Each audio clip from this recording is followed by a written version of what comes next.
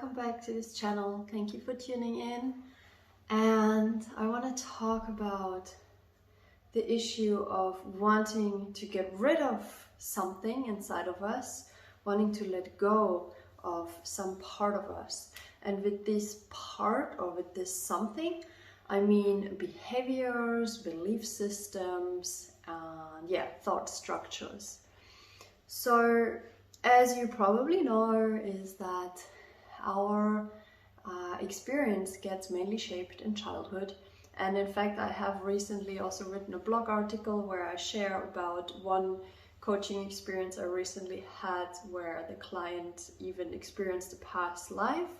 So I also believe that our psychosomatic structure is actually also influenced by previous life experiences, whether they come from our ancestral line or our personal soul's lifetimes. That to me is a bit of a mystery, which is which, but this is not necessarily the topic of this video. So the topic of this video is that we become shaped by life, by the circumstances that we grow up in, by the things that we learn as we grow up. So that way we create behavior patterns and belief systems that serve us in a certain way. So I want to really emphasize this, that we create these perspectives and belief patterns and therefore subtle behaviors that serve us. We don't usually adopt them because we want to do something bad to ourselves. In the time in childhood when we adapt them, we do so because we feel like they are giving us a sense of stability and safety and support. What do I mean by that? In childhood, we are heavily reliant on our caregivers and parents and the people closest to us. So our biology is wired to belong and to we have a biological need to belong and to feel a sense of belonging because our survival depends on it. So if our surroundings, our closest people, the caregivers and the parents in our lives are basically requiring a certain behavior from us in order to let us be close with them. We could also call this conditional love. This makes us adopt certain behaviors and therefore also belief systems. What I really want to emphasize here is that we adopt behavior patterns and belief systems in order to feel a sense of belonging and a sense of safety with our surrounding world. And so whatever our surrounding world is reflecting to us, for example, what it means to be a good person, we adopt that because we don't want to stick out of the crowd in a negative way. If we do that, we experience the experience of being expelled, or we experience rejection. We may experience being sent into our room. We may experience being sent out of the classroom. We may experience being sent away from the group that we are interacting with and from the group that we want to be part of. So we adapt. So we suppress eventually. I believe that everyone does that because our society is not fully supportive and welcoming of our true nature. So I observe that our true nature gets suppressed bit by bit or partially because our society is not welcoming of it. And so even if our parents, for example, mean really well, they are also part of the society. They are also therefore expecting us or wanting us to behave a certain way because it makes them feel more safe if we are more integrated into societal structures. This means we take on belief systems of I should not stand out, I should not be too expressive in my expression, I should not be too loud, I should not be too quiet, I should be a good person, I should behave a certain way. And so we adopt these behavior patterns and belief systems that our cultural and societal environment shows us. And when we then go along with our life, or forward with our life, and we come into new circumstances. For example, nowadays there's a lot of different ways to live our lives, and we have virtually pretty much any opportunity to create our life. So one example is if we start to want to live our life a certain way, so our conscious mind may see a lifestyle that we really want, or we may even feel this whispering voice inside of us that might be our soul that is beckoning us to live a certain life. But then it clashes with our belief systems about the world. It clashes with belief systems like, oh, I'm not that special, or beautiful lives are for other people, or I'm just a normal person and my life is just here for me to be like normal, you know. So these belief systems clash.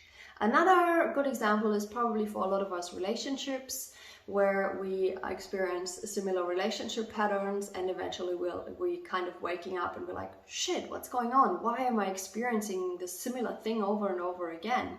And this is also relationship, a very beautiful mirror for what we learned about love, what we learned about connection, what we learned about true belonging and community.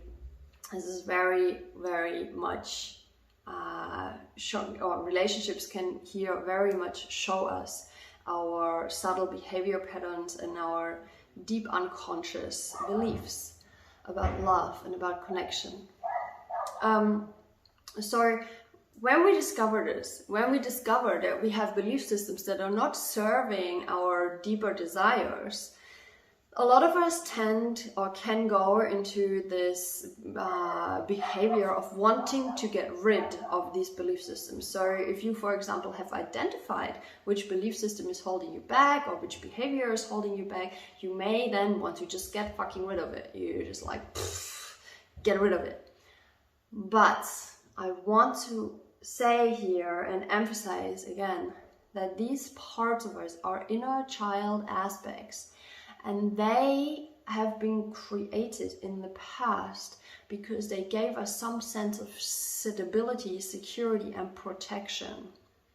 So if we now want to just go and rip them out, it can happen that this is not possible. And why is that? Because we are quite literally trying to pull out the rug from underneath our own feet.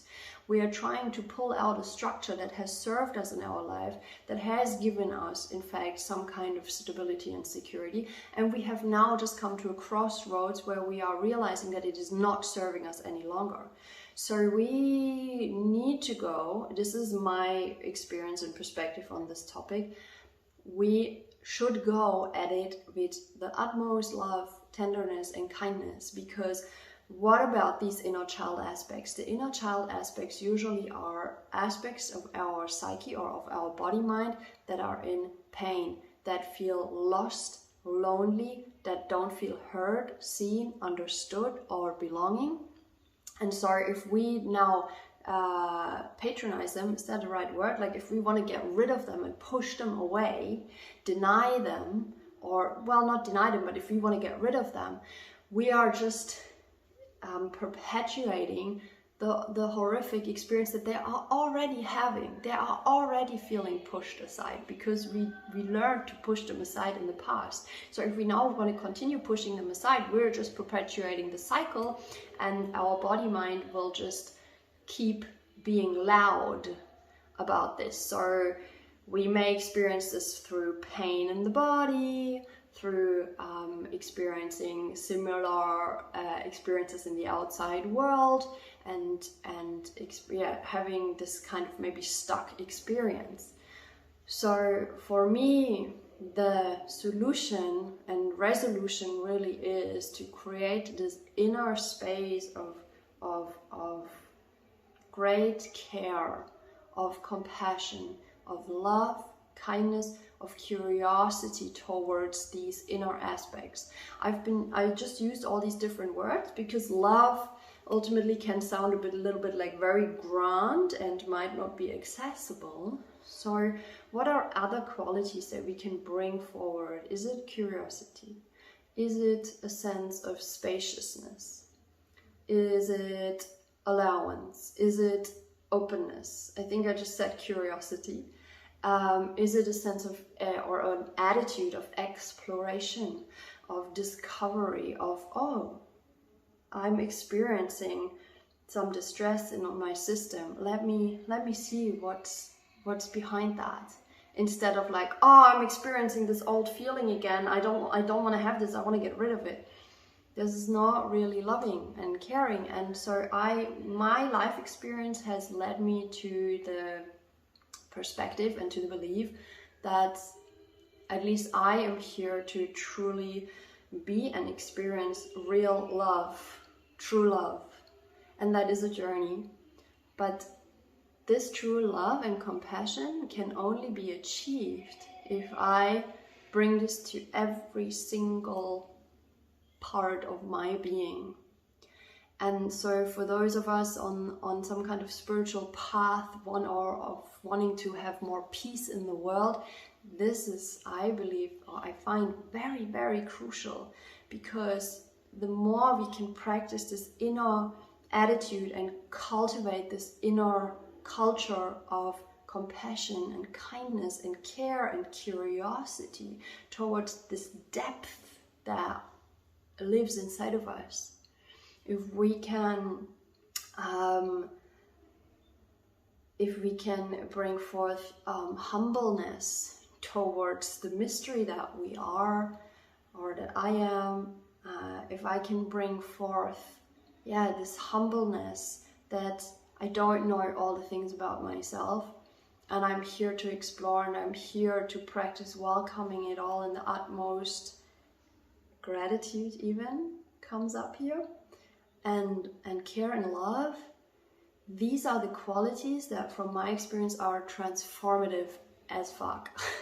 They are so powerful. If I can meet those parts with love, or with any sub-quality of love, I don't need to get rid of them. They come back into the underlying current of this God's love, and they are transformed. They are lifted out of the shadow into the light, brought back home, so to say. So this is what I wanted to share about getting rid of parts, wanting to get rid of parts, or maybe just meeting them with care and love and kindness. And I wish for you that this video was insightful. I hope so. If you want to share anything, you're welcome. Please do so respectfully. And I'm curious to hear from you if it helped you anything. If you want to know more, you can check out my website, the blog, the things. And I thank you again so much for your time, and I speak to you again soon. Bye bye.